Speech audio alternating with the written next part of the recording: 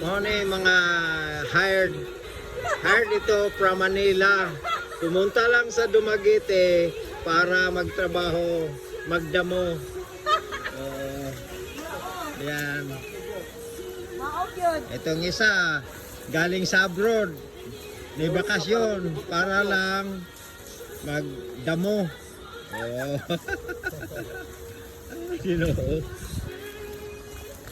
Ito naman si Flor.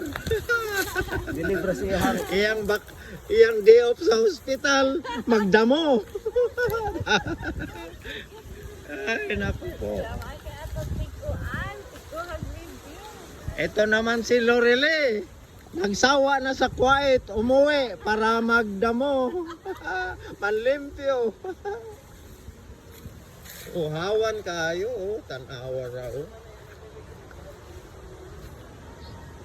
Interesting man sa ni kayo. Kaya wa man ay trabaho dito inyong trabaho. Ano yung man dito? Oh my God.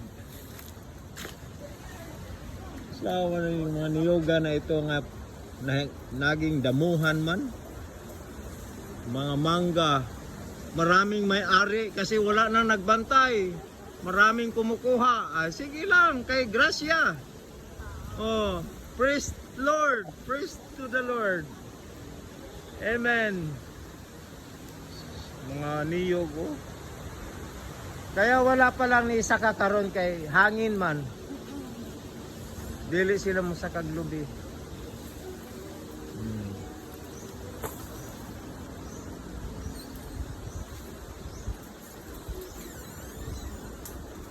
Ang mga katabi nito, mga resort, so mag-resort na mo. Very expensive ang mga lupa diri.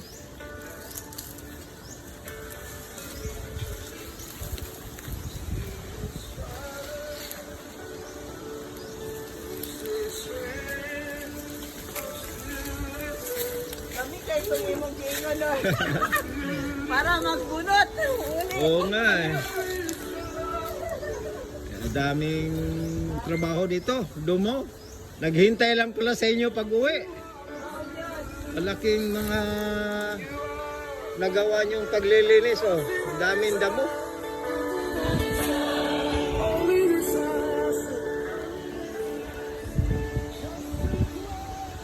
Di malinis na. Malaking area. 4 na araw pa lang yan. Siguro kung mga 1 linggo o 2 linggo. 1 hektarya talaga. Malinis na.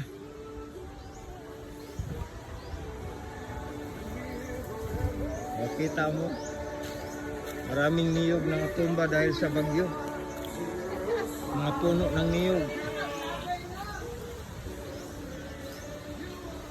Ala, magsikipan kayo sa Maynila. Umuwi na kayo. Kaya dito, ang luwag-luwag ng mga lupa sa Negros. Ay, nako. Si Dachi yan, ang dugi ko. Dachi, come.